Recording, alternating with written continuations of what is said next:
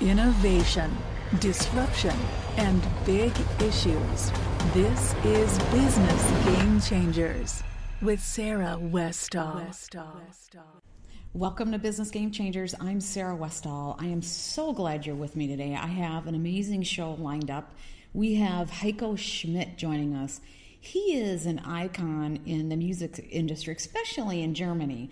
He built a big music production company, and he ended up being in the 7-year lawsuit with BMG and EMI, and he found tax accounting fraud and fraud in general, which resulted in 2/3 more income for the artists and producers in the world for international music.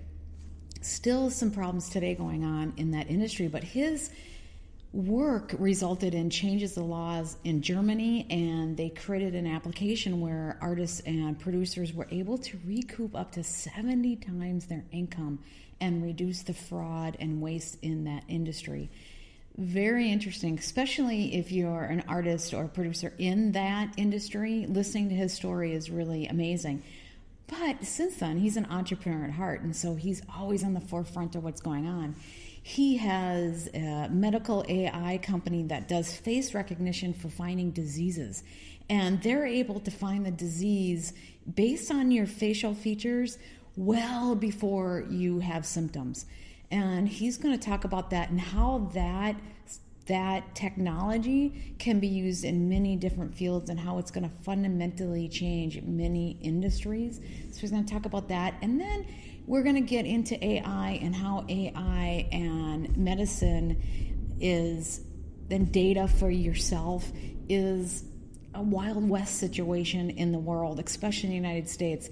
And he sits on an AI board overlooking how we can do international laws for AI to keep it in the light side. We all know that AI can turn into a light, dark kind of situation, just like every other technology can be used in a light, very positive, move humanity in a wonderful direction, and it can also be used in a dark way to really take advantage of people. So having someone like him who has focused much of his career on fixing fraud and issues and really taking care of the little people, the artists, the producers, people who are really doing and producing work and finding ways to take care of them and eliminate fraud. Having someone like him being out there in the forefront on these panels trying to establish laws is really great. So I recommend, if you are interested in that, you want to listen to this whole show. But before we get into that, I want to remind you about my Patreon account and also the ebooks that I have. If you become a supporter monthly at just $1 a month, which I need more and more of that, then you get both of my ebooks for free at $1 a month. And then the $2 a month, you get all of my ebooks for free, plus some exclusive content. More as I get to over 100 patrons, I'll start adding exclusive videos and things and see how I can turn it into something more meaningful. I really need the support to keep this going, and so I really appreciate everybody who so far has supported me on Patreon, and I encourage those of you who are interested in my books or interested in keeping this show alive to go there and support at $1 a month, maybe $2 a month, as much as you can afford. I don't expect much, but maybe $1 a month, everybody can afford that. Shouldn't say everybody. If you're not able to even get the basics that you need, don't bother supporting me. I will send you my books for free for anybody who's struggling on a basic daily basis. But for those who do have a little bit of cushion, giving me a little bit of support would be really welcomed. That being said, let's get into the interview now with Heiko Schmidt. Hi, Heiko. Welcome to the program. Hi, Sarah. Nice to be here. I'm glad that you decided to come and join us. I really want to talk to you about you had multiple things I want to talk to you about, but I want to start with the music industry because you are, especially in Germany, I'm sure you're an icon there, but you've made a lot of waves here. So I want to talk about that. But then you also are doing some stuff in medicine and AI. And so I want to finish out probably the second half of the interview with the really fascinating things that you're doing with medicine and AI. But first, let's get into your music industry. You you were very successful, and it ultimately turned into a 7-year legal battle with EMI and BMG, and you found international fraud and tax fraud and all sorts of things. And ultimately, you ended up winning that lawsuit and that legal case, and it changed the laws in Germany on the side of artists and producers. And I want to know what you did in the music industry, why it turned into a big lawsuit, and how it changed the laws in Germany, and whether it affected the United States, and if we still have a lot of those issues today. Okay. Go ahead. Start with your stuff. A lot of questions. The good news or the bad news, whatever you want. The US is different from the legal framework here. So whatever is in the contract counts. That's good and bad at the same time. The good is if you have a good lawyer when you negotiate your contract and the lawyer put that into a contract, then you're safe and sound. If you have a beginner lawyer or let's say not that good as a lawyer and he doesn't, then you're screwed. So basically that's the end of the story for the United States. How I started, quite simple, like many people. I started as a music producer and then executive producer. We did something different in Germany because we learned that talent and exploitation travels east. That's a rule which a lot of people don't understand, but basically it's a cultural thing. So if you're in the United States and you're a talent and you want to exploit your record, then you can do that east, which means pretty much the whole world. So if you're in Germany, you are east, it's Asia, most likely Eastern Europe, but it's not Western Europe and it's not the United States. And that is for multiple cultural reasons. And if you look into Japanese artists, they can be exploited in Japan, and that's it. So that's the long tail of the story. The reason, so we signed US talent here. We imported them into Europe and then basically produced the records over there and exploited the records all over the world. That said, is that time frame in the 90s when Eurodance were really, really big, we had 40 plus countries releasing our records. And, we sold millions of records and, we also wrote or co-wrote the songs with publishing companies. So basically we partnered like everyone else, with someone who has the capability to collect the money. And we are not in 40 plus countries, so there is not much of a choice you have. You can go with one of the big majors on each side, publishing a record side, and then you sign most likely a deal, either an administration deal or a publishing deal or record deal. And then in that deal, actually, what you share some kind of income, and then basically that's what it is. But here we did actually, and then basically I missed 2/3 of the income. So thinking in millions of dollars, 2/3 is a lot. So it was most definitely worth digging deeper, and so I did. I digged. I traveled to all the countries, because we had success. I had local access to accountants, to people who were willing to talk with me about it. And I asked the questions. And I said, what is the price here? What is, what is the royalty rate, the usual one? What is the mechanical royalty rate? And so on and so on. And how is that accounting working? And how is money distribution working in that particular country? So that's what I did, hundreds of questions. And based on that, I gained knowledge which most people don't have. If you think about it, it's a really boring issue. Who is interested in learning all that? But when you're losing 2/3 of your money, you start to go on you become obsessed about it, right? That's exactly what I would do. I'd get obsessed about some issue and I can't learn fast enough.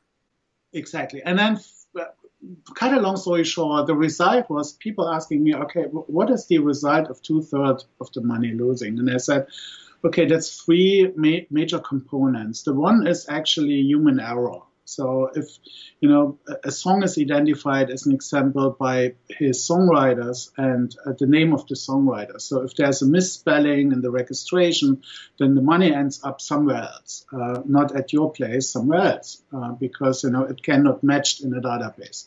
So that is a human error, how you lose money. And that counts for roughly 1/3 of the income. There's another 1/3 of the income, basically, which is on accounting fraud, intentionally made structural accounting fraud. And that has two components. So basically, that plays into double taxation agreements or tax agreements, tax treaties between countries.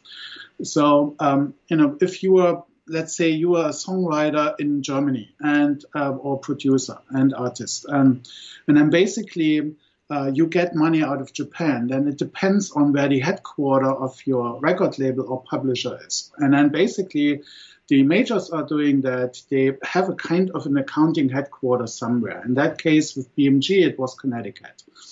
And they had, outside of was just a building. And then what they did was they did sub-licensing agreements with all the sister companies in the world and all that other record labels in the world. And then the tax treaty comes into place. So give an example, in Japan, you have a withholding tax on royalties leaving the country. So let's say, in Japan, you make $100, withholding tax is 20%. So $20 usually have to stay in Japan and have to go to the Japanese tax authorities, and $80 goes further down in the licensing step. So now what they do is they account the licensing base with $80, and then they account the percentage from that. And the more steps they have and the more countries they have, they reduce the $100 to $10. So rather than you getting the $100 in Japan accounted for your income, you get $10 accounted, and then they split. Oh, so you guys were really getting taken advantage of in that way. Now, is that still happening today to other record labels, to everybody? It just, you happen to win your lawsuit and get your money back? Did you still get your money back, or did you just win and not get it back like so many people? And that happens all the time. Yeah, it's a sad result. So I took it to the highest court in Germany, and there were 3 judges ruling, and they said BMG is not able to account internationally at all. So because they couldn't deliver the local numbers, they couldn't deliver anything. And it was just, the accounting itself was completely flawed. Plus they added, the layer of fraud. But thinking on tax fraud issues, if you're a German company and you reduce the income what comes to the German parent company with a US subsidy in that way, then you also commit tax fraud. Not on my end, but on their own companies. So they design, so they're paying 1/10 what they should be on that portion of the money coming in. So they're saving money on the tax end, and then they're also collecting 9/10 more than they should. Exactly, because between the US and most countries in the tax treaties are really favorable. So you can account the deductions in the foreign country against your US tax payment obligation. So that's what they did. They got the money back here in the United States, but they no matter what, they deducted it before. So so in any way, they use the international tax treaty system in a clever way to reduce, the money by factor, I would say 60 to 70% overall. So now, is this affecting artists and producers in the United States at all, or is it mostly artists and producers from other countries that work with the U.S. companies? Depends on with which company you're dealing, is the answer, and where they have structured their collecting headquarter. That is, you have to dig deeper into it and see, who it is and how they account and where the accounting central points are. It's not a simple answer, and I didn't do a deal in the last 7 or 8 years, so I cannot answer that question with a solid knowledge right now. Who is doing what, how? I just don't know yet. I would have to dig deeper into it. But it also depends on, and here's the good news, it depends on the contract. So in the United States, you basically, if you have a clever lawyer and he understands that, then he can produce a language in the contract which rules that out. What in Germany is the contract is not actually how the law works in Germany. There's a mixture between what the state and the government is saying and oftentimes overruling language in contracts, which is not possible here in the United States. At least the not. contract is the contract. So in Germany, laws changed then after this big lawsuit. I mean, they couldn't pay you. They don't have the money to pay you, so you won, but okay. No, did you get some money from back? No, but, they couldn't account what they owe me, but there was a settlement, obviously. Well, good. I was going to say, because if you didn't get any money back, that would be awful. I would assume they owed you millions and millions of dollars after you looked into it. Now, did that money go to a lot of the artists at the end of the day that deserved that money, or was it enough? Did it filter down to a lot of people?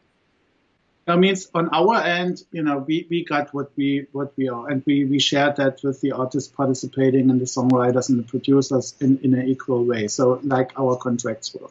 So for us, the accounting further down from the settlement was simple, and it was, we involved lawyers on every single end to do that, because it was such an outstanding event, which is unprecedented and not covered in our contract. So basically, we gave everyone a chance to have his fair share, and then we did. So we shared the settlement money on our end. So basically, well, good for you, because it's really hard to win a major lawsuit like that, and you actually got laws in Germany to change because it was so abusive. And because of that, are you kind of an icon over there in the music industry? No, but you're modest. I know you are. No, it's underappreciated actually, because the artists and producers they are not really interested to learn all about it. It's for them, this creative people, and and in their world, it's like, okay, how can I get my next song in the next TV show, or the next, this is what they care about. Sure, we have to get accounted right, and we have people doing that job for us, taking care and so on, but they're not really appreciated for that. But so to answer honestly, I'm not an icon, but, I changed law in a way which I would love to have, in every contract here in the United States, saying, if your contract partner is not accounting you properly for the things they owe you, if they collect money on your behalf, you are able to cancel the contract at all, including all rights. And that is if they're committing fraud, then we could be able to look back at this. Not even if they commit fraud. If they are not capable of accounting, collecting and accounting. See, if you trust someone with your creative work, right, and you trust them that they market it right, that they collect your money in other countries because you're not capable of, then you put that into a contract. If the other party is not able to do that job really well, you should be able to cancel the contract. That is just common sense. But in the music industry, it's not. You're stuck with somebody who's incompetent forever, right? Exactly. And more importantly, your songs and your creative work is, because it's in the most contracts is for lifetime work, so you're not getting out, and that should be, let's say if some lawyers are listening to what we are saying here, then maybe they put some clauses into contracts and say, okay, you know what, guys, you signed up for collecting and accounting, and if you cannot do it, we can cancel the contract at all, including all assets. Well, that would be great. That would start to eliminate all the fraud that's just built in everywhere. That's what I'm on a crusade. I'm on a crusade of just making the world more ethical. At least the United States. I'm trying to do that, and hopefully maybe it filters out elsewhere. But there's so much fraud, so much abuse. And so your story was amazing. I wanted to talk about that. I also like to talk about innovation and disruption and how the world can go in a better direction. And it's so you kind of got the 2-punch thing going on in this interview, but that is such a huge thing, and it's one thing about incompetence. It's another thing when they're intentionally doing fraud in accounting and stealing a third of your money. Yeah, that's so true. And that got me outraged. And, people always tried, to settle me down with some checks on the way on that. And I said, you know what, I really want to know. I really want to know how much you owe me. And I want to dig, and I go to the highest court. I really want to know. And most people are just taking the first check offered. In all that cases, I haven't seen any case going to court, to a higher court, because of that. It's all, people are just settling before. Well, they think they can take advantage of the people, and they can in most cases, and so they do. You need to fight back. You need to push back when you see stuff like this, because that's the only way you can keep people from committing fraud. The good news out of it means that, the lawsuit was a painful process. Painful because, the judge actually, the really challenge was to convince the judge to continue to do so, because the judge doesn't have any fun with that kind of accounting stuff. Yeah. It's boring for everyone. The judge doesn't even like it. Exactly. So it was, to build convincing, use cases and say, hey, look this song, and look what they did with here, and look how much money was produced here, and, what do you feel about it if that would be your song? Trying to make it simple. The other side made it hugely complex, and all the excuses. That's what they do. They make things so complex and so messed up. I mean, that's what's going on in our country with Wall Street and banking and all these things. That's why they get away with severe abuses. And so that's why I love your story. It's a good example of how you can take down that, because I could just see it now, how it was so complex, and so people just want to shut their brain off and just say, okay, whatever. Exactly. That was one thing. But the good one, actually, for me in my life turned when the lawsuit was over. I realized, it was kind of okay, now I got the victory. So now what? I mean, I still have creative people and work to do, and but this is going to Universal or going to anyone else. It doesn't make a difference. It's the system is in place everywhere. So what should I do? And then actually I developed a technology system based on all that knowledge, who identifies all the fraud in every country, and then basically with their own system on top can eliminate all that issues we found. Not all, let's say 90% of it.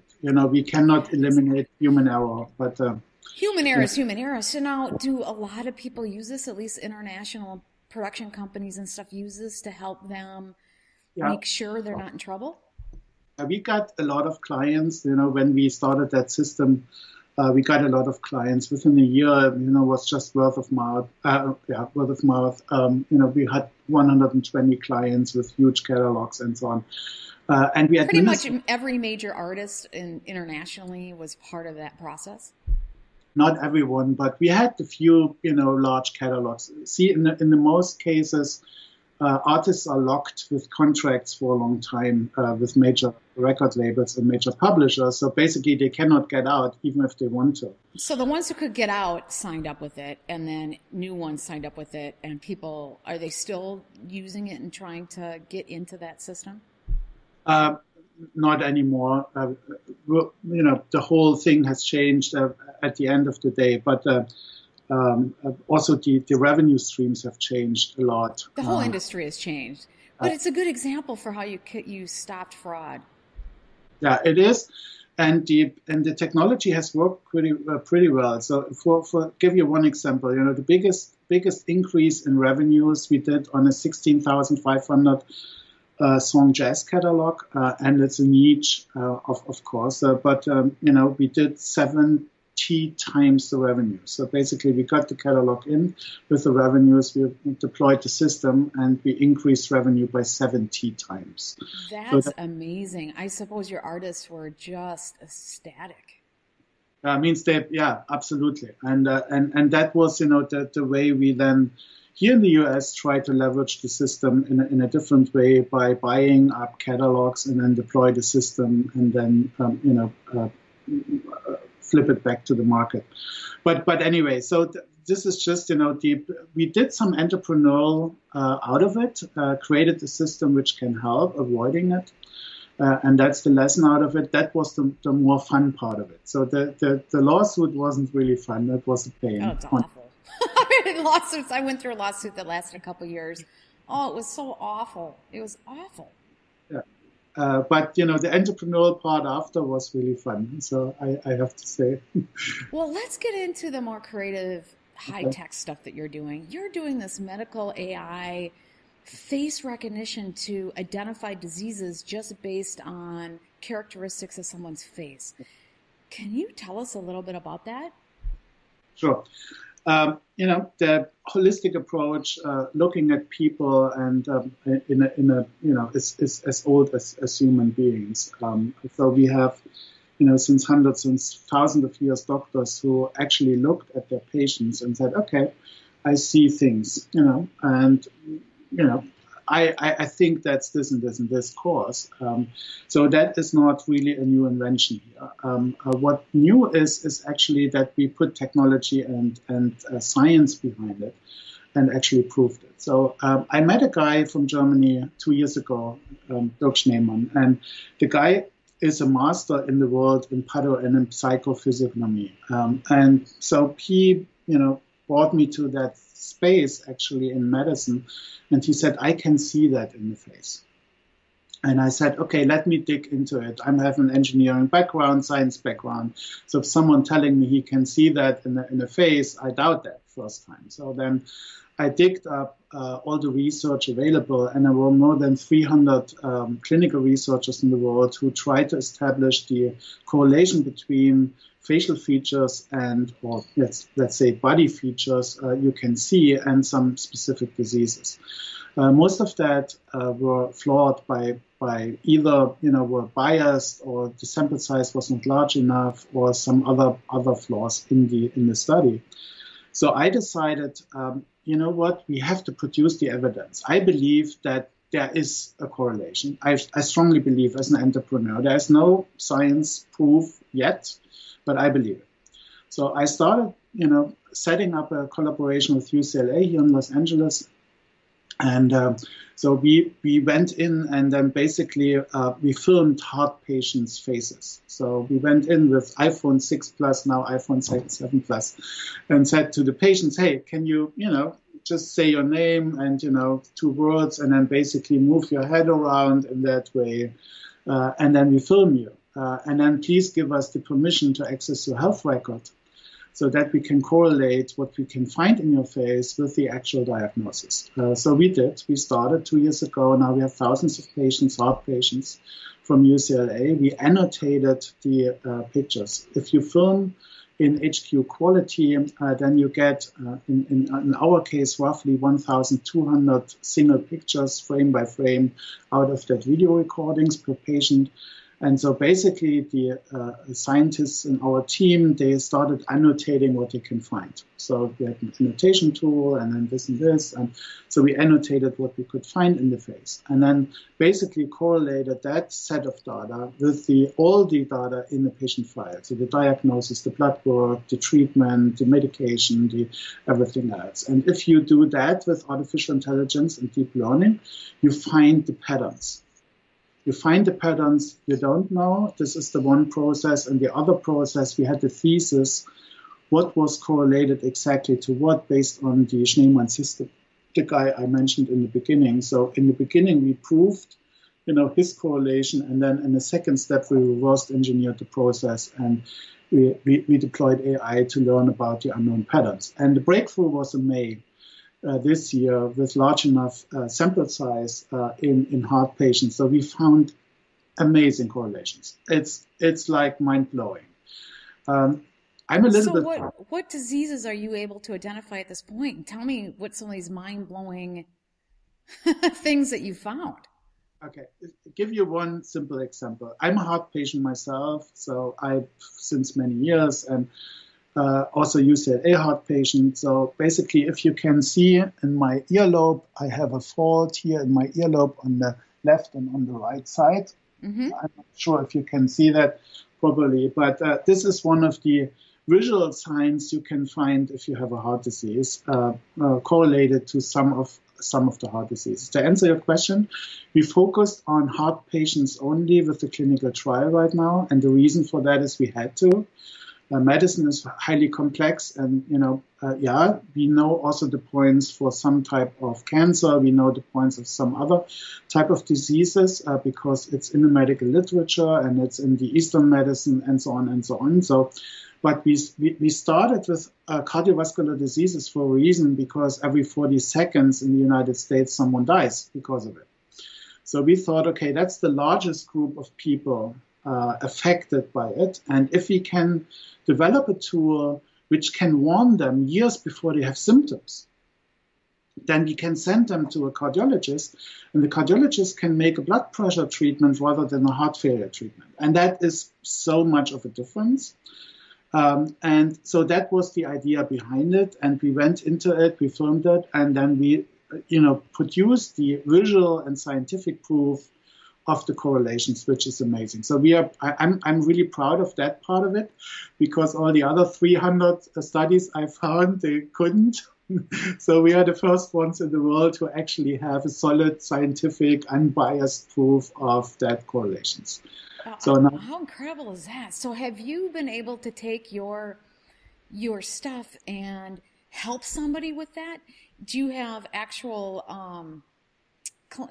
clients now that you've been able to identify and then send them on to a heart specialist of some kind?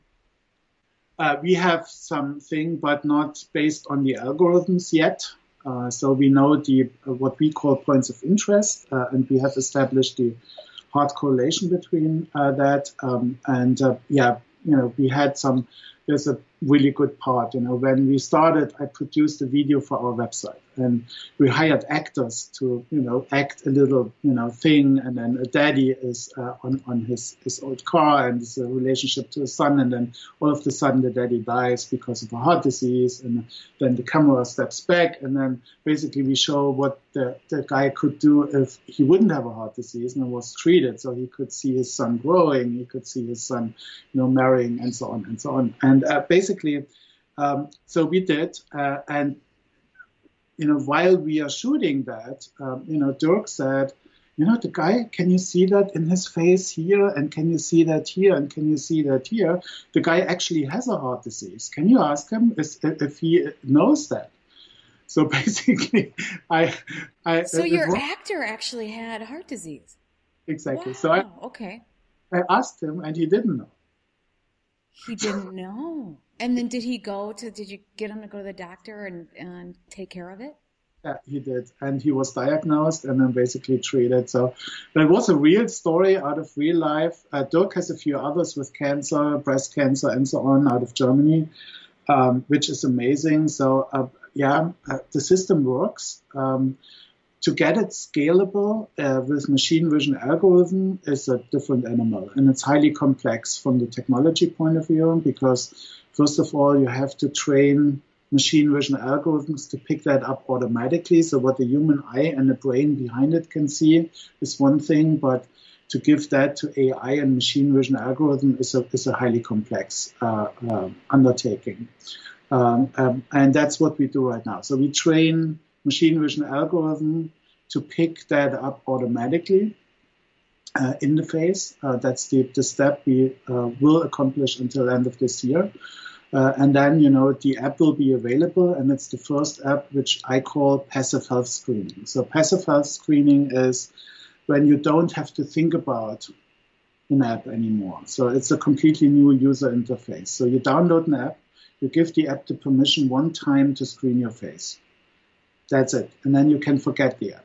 You don't even have to think about it anymore. And whenever you activate your phone, let's say to read your emails or do Facebook or whatever you do, then, the algorithm, the camera automatically screens your face. Will you be able to see nutritional deficiencies and all sorts of things? Possibly? Actually, we diversify already. So to get the large set of data we need, we diversified from the heart clinic and the outpatient clinic into the emergency room in Los Angeles and into Santa Monica clinic and so on. So we diversify by size to get the number of patients filmed. And if you're in an emergency room large like that in Los Angeles, in the middle of the city with the largest hospital, then you get everyone in with everything.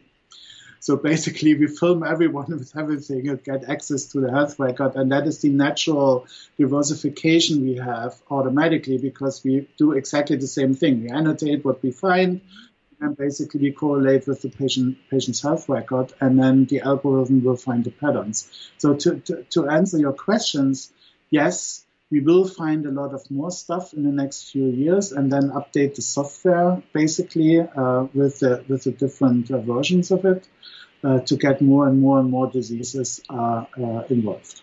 So do you expect this to be maybe like an iPhone app or something somebody downloads and maybe pays a couple dollars a month or $5 a month and pretty much everybody has it?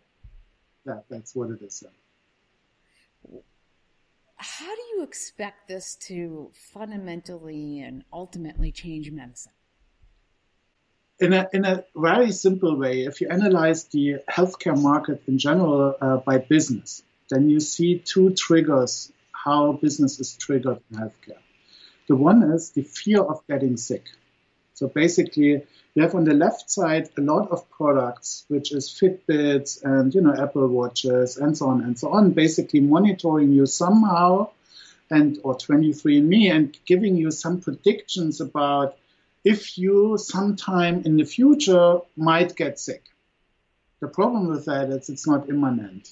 So the adoption rate in the market is only 1.5%. So that's the left part of the market, the fear of getting sick. The right side of the market is when you have symptoms. So when you have symptoms, you have 250,000 apps right now, believe it or not. You have the emergency doctors, you have your doctor, you have, all the medicine right now to figure out what you have. But here's the game changer. What you really want is, and I call that the corridor of relevance. The corridor of relevance is between you are still healthy on the left side. That's why it's not relevant enough for you to do all the monitoring stuff. And then on the right side where the symptoms, you have the symptoms and you try to find a solution. So there's a corridor of relevance in between. And there are some companies right now who are trying to get into that corridor of relevance, which is actually telling you before you have symptoms that you are sick, not the prediction that you will get sick. Actually, you are sick. You have to go now. You're sick now. You just don't feel like it, and you don't want to wait any longer. And if you waited for symptoms, it could be too late, or it's a lot more expensive. It's a big problem. If you take it right away, then you likely can take care of it, and it's not going to be as expensive. Obviously, maintenance is the least expensive, but we sometimes slip into sickness, and we can catch it right away. Exactly. And that makes, there's many, like pancreatic cancer. I'll give you one example, okay? We know that Steve Jobs had pancreatic cancer, actually. And, if you analyze the pictures from Steve Jobs over a 10-year period of time, and you deploy machine vision and machine learning algorithms, you actually find the spot where you can see pancreatic cancer. Pancreatic cancer is diagnosed stage 4 most of the time, and it's untreatable. So most likely, that's a death sentence if someone's telling you you have pancreatic cancer because of that. It's diagnosed stage 4. When can you diagnose that with face recognition? Could you diagnose it in stage 1? Yeah, I'm not sure about that. I cannot give you an informed answer, but much earlier than stage 4. And then is it treatable? Pancreatic cancer, is it treatable if you can find it in stage 1 or 2? Yeah, it is. Interesting. So where else can this technology be used? What other areas of medicine, what other areas in the world, different industries, I know you're a visionary because of all the things that you've done. Where else do you see this technology being able to take place and make a big difference?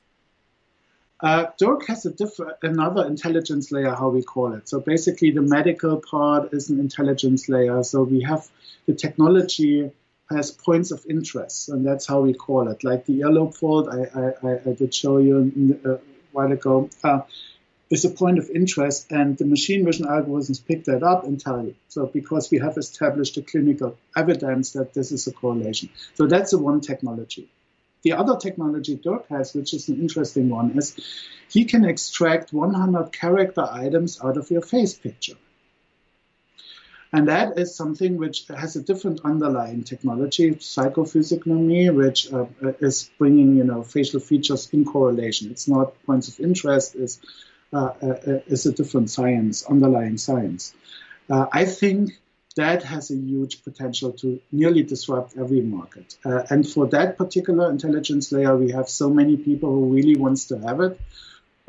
from Homeland Security to a lot of other people who wants to know more about character. How we want to bring it into the market is in a quite simple way. So are you going to be able to read underlying emotions? You're going to be able to read when people are lying. You're going to be able to read all these things. When people can read facial features, you're going to be able to do it with software. Yeah, it's actually, it's a little bit different. So basically everyone has talent and characters, most of them undiscovered. So you think you are, and then, the perception from others are different. And there's a middle ground where you most likely are in an objective way. And then basically think about the world of today. Artificial intelligence will eliminate 50% of all jobs in the next 5 years. So the question is, here's my one example. The biggest occupation who will suffer are truck drivers, because in the US we have 7 million truck drivers, and autonomous driving is just a corner away, and they will just lose their jobs. So what the real question is, okay, that's sad, but where's the business opportunity? The business opportunity is to helping that 7 million people to find their undiscovered talent and bring them back into an active mode and rediscovering themselves and find something they don't even know exists yet. Right? So if you're driving 20 years a truck and you're, in a decent level educated, you still have talents which you have completely not discovered yet. You have a character, profile which could work perfectly in a team environment, but you don't know which team environment's actually looking for someone like you. You don't. Because all the matching in business is done by, expertise, by resumes, by a lot of other stuff, but not by talent and character profiling. Now, in the future, we're heading to a gig economy. We are already into a gig economy where, the job's not, be as long as it was for my parents for 20, 30 years, the same job. It's not going to happen anymore. So it's, you most likely in 10 years from now will be part of a project. And then the project takes as long as the project takes, and then you're hopping to the next project. So basically the key question is, how is matching working on a project base? And the answer is talent and character profiling, because in a project, people have to complement each other with different skill sets, with different characters, with different things. And putting that together, as we speak today, is impossible in a scientific way. Well, they try to do it now with the resumes, and man, it's terrible. I think it's just one big incompetent picking based on software, and you're weeding out so many great people. You're taking people based on the right catchphrases. I think it's awful right now. It is, and that was what impressed me so much. So Dirk in Germany, what he did the last 20 years, and he made his main income from, was the large top 100 Fortune companies in Europe, like BMW and Mercedes-Benz and Volkswagen. They came to him, because they have this, C-level candidates. They are always, trying to find new top-level personnel.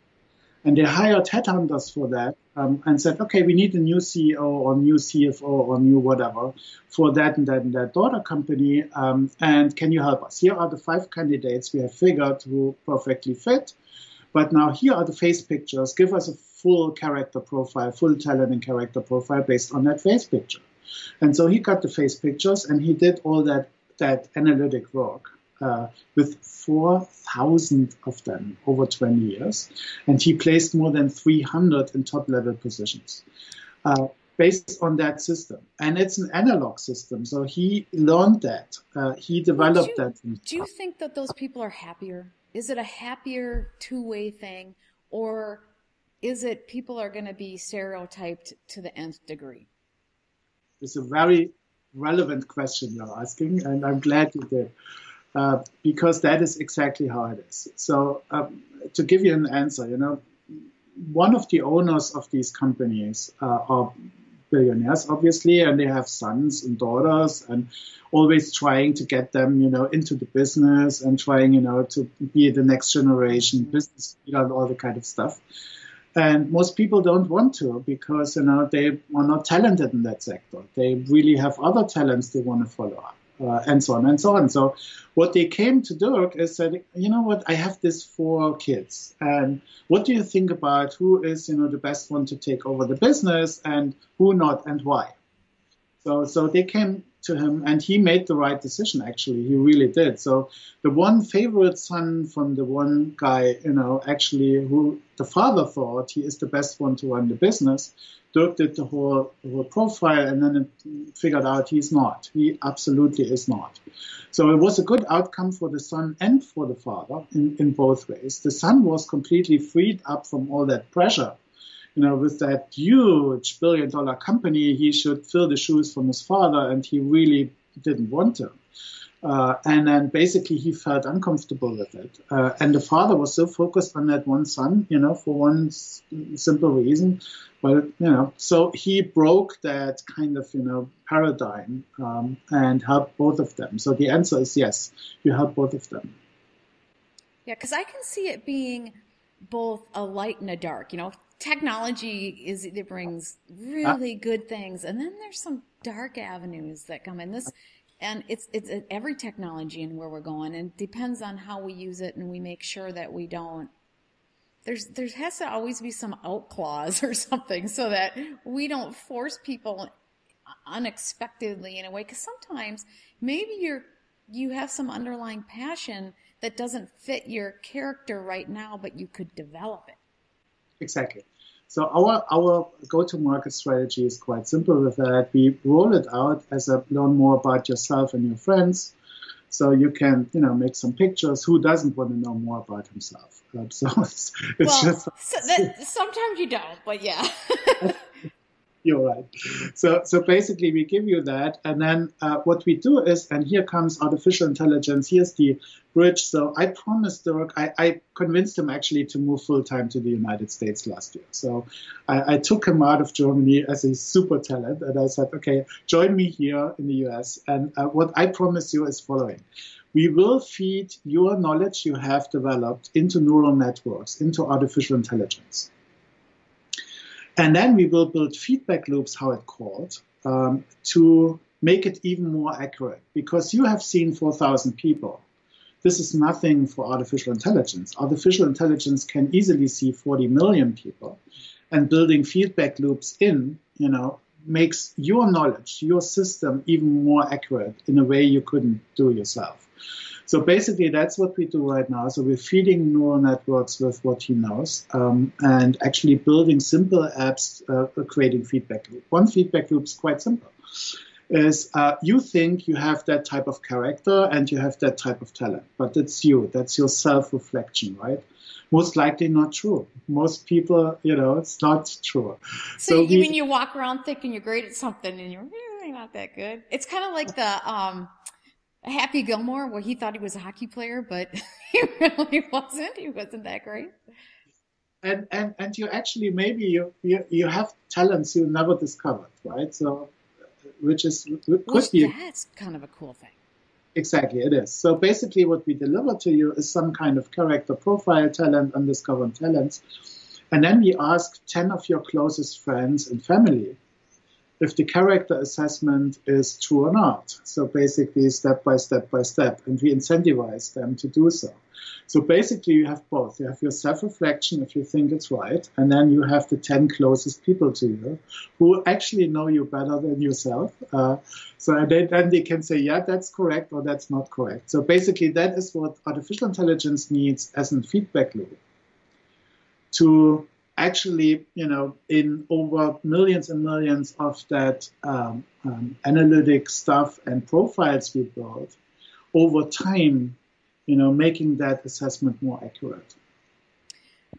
Well, you're an active entrepreneur, and yes. You're always doing, like I said, you're doing game-changing type stuff. You're out there in the forefront. You helped eliminate fraud in the music industry. You did big label stuff, and now you're doing all this stuff in the AI and medicine.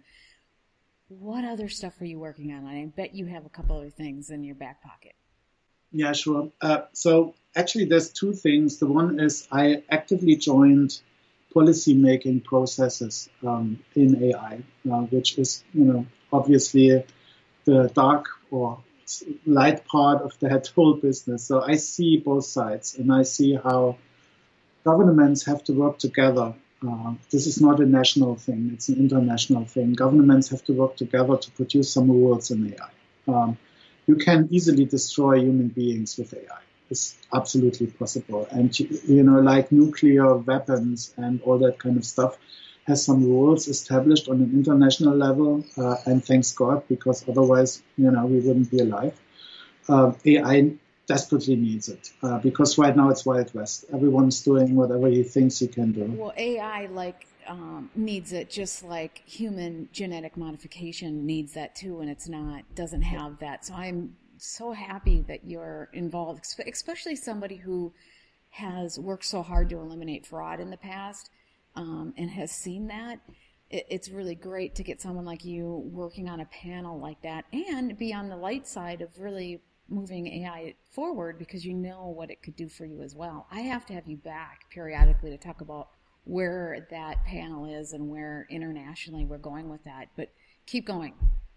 Yeah, so one example, just a recent one. There is a B20, and it was in Berlin, and that's for the G20, obviously. The 20 countries are coming together and the leaders.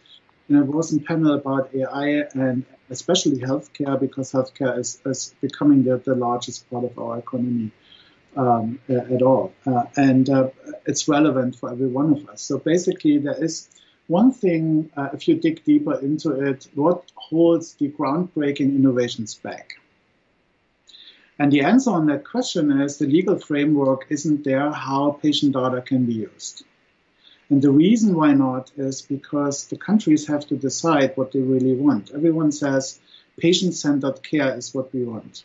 But if it comes to legal framework, the first what you have to do as a government, and I'm too much American right now to say at least, and I advocate for it. That's the only thing what a government should do. It should say that patient data belongs to the patient as a ownership, as a legal ownership. The patient should own his data, right? Absolutely. So, and my understanding is because he has paid for it. The one or the other way, he has paid for it, and it belongs to his body and to himself. Well, I think ethically, it's you're born with that right, in my opinion. I think it's just a human right. And coming from the IP right world, I say, okay, there is a framework already in existence with a lot of laws in local countries and in any country, and you could easily take that IP framework and say, okay, we apply it for patient data. Because, then the patient owns the data. Like if you write a song, you own the song, right? So it's in the framework, that's your work, right? And then basically you can, decide if you want to exploit that work or if you want to sell it or if you want to license it or if you want to commercialize it, but it's your decision, not someone else's decision. So basically, I said, okay, the only thing governments should do right now is declare legally that the patient should own his data in a real way. It means also commercially. So, and then that's it. That's all I want. Because with that one decision, you open up any sorts of things. I can tell you why Europe is so much behind. The European Union has a privacy law which overrules any decision an individual is doing. So if you're a patient and you say, I want to have my patient data, used in that clinical trial to, discover a treatment for this type of thing, it's not working because the legal law on the European Union level says it's not allowed, it violates privacy, it violates blah, blah, blah, blah, blah, blah. So the researchers cannot access that because, it's a violation of privacy law.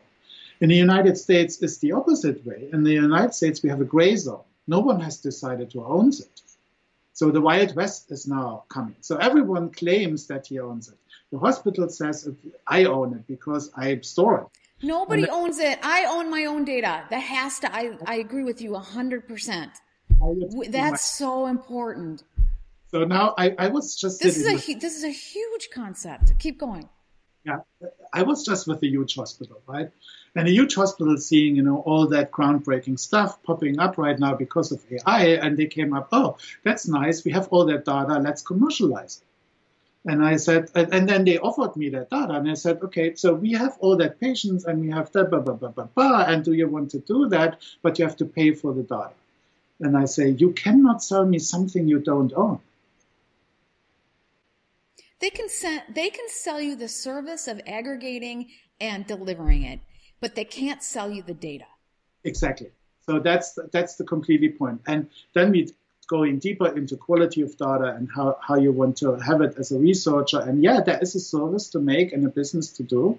Most likely not from the hospitals, most likely from tech providers in combination with hospitals. But anyhow, the point is there is no legal framework. So, the insurers claim that they own the data because they are the payers. So now the patient says, yeah, but hey, sorry, I paid for it in the first place. Oh, you're going to make me mad. This whole topic's going to make me mad. I can totally see how it's the Wild West and everybody's taking a grab for that data. And it's like the DNA data, Exactly. We need to really get a handle on this. I'm so glad someone like you is involved in trying to make a difference. Yeah, so on that, to finish the story, I was in Berlin, I was in Germany, and on that B20, there was, the business leaders in that field, and, from all over the countries, and then we had that workshops, and there were so many, discussions about what can we do better in healthcare to make it more efficient and cost efficient and, reachable and so on and so on. And then basically I came up with that simple thing. I said, okay, the only thing we really need is a framework from the governments. We don't need that overruling like, European Union is doing. We don't need that American Wild West right now because, it doesn't help. Either way, it doesn't help. We need a simple framework, simple. Government should be there where the legal framework has to be done in a minimum way so that it's clear who owns what. And that's it. That's it. And everything else entrepreneurs can work out. And so basically that was my thesis in Berlin. And, I got a lot of response on it. I'm not sure because there's so many stakeholders who make money, a lot of money with how it is today. That's the pushback. Whenever there's a ton of money being made, you're going to have problems, but it's so important getting that structure right. Whereas Europe, I could see how they're restricting the ability for entrepreneurs to get businesses going and to make money and to get things that patients want. And here we're abusing everybody. So we got to reel that in as well and make sure that the individual has some rights and some protection. This is a very fascinating discussion. I would love to have you back. I want to also talk to you about the AI panel because all this stuff is heating up right now. It is. So. Well, where can people get hold of you? Where can they see your work? Where can they learn more about you? No, I'm involved in many projects, but basically I have a LinkedIn profile. Actually, I have two for two different reasons, but.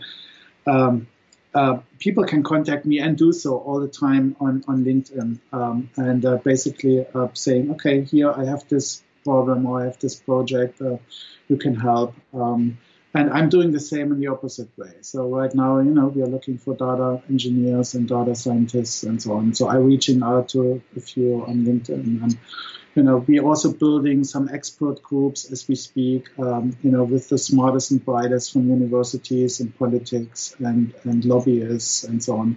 And we are forming a group of people who have the network and let's say the knowledge and are smart enough to hopefully make a difference. So that's the other part what I'm trying to do, collaborate with smart people who are in the same field. Oh, that's great. Yes. Doesn't the whole world feel great or feel better when you just get smart people around you? It's like, when they really, you can speak with them on your, on your wavelength. Yeah, it is inspiring, honestly. I love that part, just being in a conference call and you have 5 or 6 other really, really smart dudes on the call, and then you can learn from them, in the call. This is amazing. That drives me. It's the fun. Learning is the fun. Well, thank you so much for coming on today, and I really appreciate it. And we got to stay in touch because I know I need to have you back as all these things start to develop and heat up and become a nightmare, which they will. Thanks a lot. It was really a pleasure being in your show. You have an amazing show. It's really, you have so good guests. It's an honor to be there. Okay, thank you very much. Have a great week and great day.